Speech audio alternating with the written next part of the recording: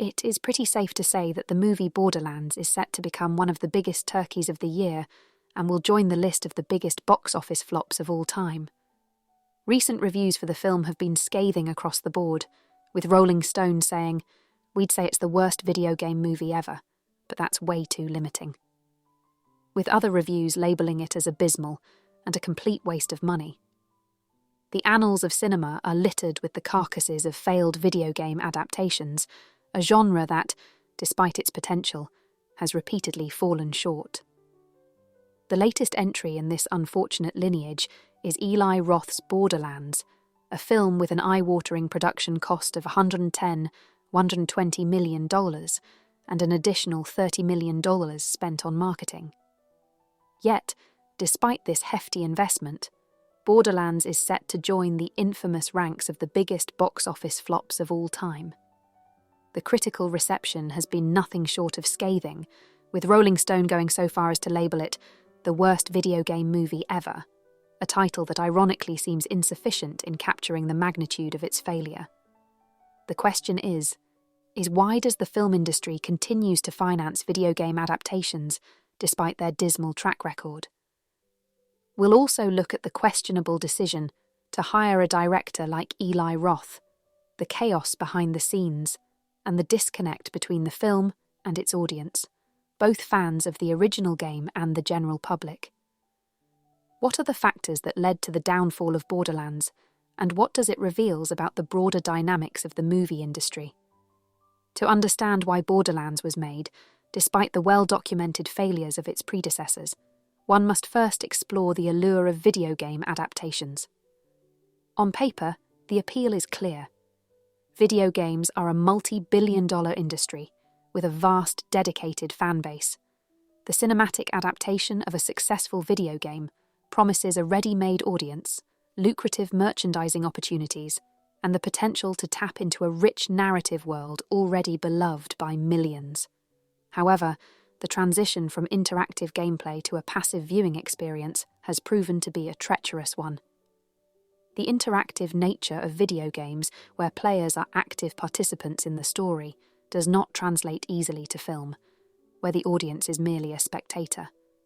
The challenge lies in capturing the essence of what makes a game compelling, while reshaping it into a format that works on screen. This is a task that few filmmakers have successfully managed, leading to a long history of critically panned video game movies. Yet, Hollywood's infatuation with video game adaptations persists, driven by the tantalizing possibility of replicating the success of a film like Tomb Raider or Detective Pikachu. Two films that were financial successes as opposed to artistic successes. This optimism, however, often blinds studios to the reality that the vast majority of these projects are doomed from the start, either because they fail to resonate with the source material's fan base, or because they simply do not work as films. Then we have the major misstep of hiring Eli Roth. The decision to hire Eli Roth as the director of Borderlands is perhaps one of the most baffling aspects of this production. Roth, known for his work in the horror genre, particularly in slasher films like Hostel and Cabin Fever, seemed an odd choice for a project rooted in the action comedy and science fiction of the Borderlands universe. His penchant for gore and shock value did not align with the quirky, darkly humorous, and richly detailed world of Pandora, where the game is set. One might argue that Roth's appointment was an attempt to bring a unique vision to the film, to infuse it with a certain edge that might distinguish it from other video game adaptations. Yet, this decision appears to have backfired spectacularly. Roth's style, while effective in horror, did not translate well to the genre-blending narrative of Borderlands. Instead of enhancing the film, his direction may have contributed to its downfall by alienating the core audience, who expected a faithful adaptation of the game's tone and style. Moreover, Roth's inexperience in handling large-scale productions like Borderlands, a film with a sprawling narrative, a complex universe, and a substantial budget, further complicated the project. The film industry has numerous examples where directors known for smaller, more intimate projects have struggled when given the reins to a blockbuster. In Roth's case, His inability to manage such a massive production, combined with his misaligned vision, likely exacerbated the issues that plagued Borderlands. The production of Borderlands was also marred by numerous issues, including significant delays and behind-the-scenes turmoil. Originally announced in 2015, the film went through years of development hell, with multiple script rewrites and changes in creative direction. This lack of a coherent vision from the outset set the stage for the disjointed final product that audiences eventually received. Reports from the set indicate that there was considerable tension among the cast and crew, driven in part by the challenging working conditions and Roth's unorthodox directing style. This discord likely contributed to the film's lack of cohesion, as different elements of the production, acting, direction, and special effects, failed to come together in a harmonious way. Furthermore, the film's post-production was plagued by delays and reshoots, a clear sign that the studio was aware of the problems and was desperately trying to salvage the project. However, these efforts seem to have been too little, too late. The final product, as critics have noted, feels disjointed and incomplete, a patchwork of ideas that never coalesce into a satisfying whole. Then we have the Cate Blanchett dilemma, another misstep this time in casting. Cate Blanchett is an actress of immense talent and versatility. Her casting raised eyebrows when she accepted the role of Lilith in Borderlands. Blanchett herself has publicly expressed regret over her involvement, hinting that she may have been crazy to take on the part. This statement is telling, as it suggests that even the film's lead actress recognised the misalignment between her talents and the demands of the role.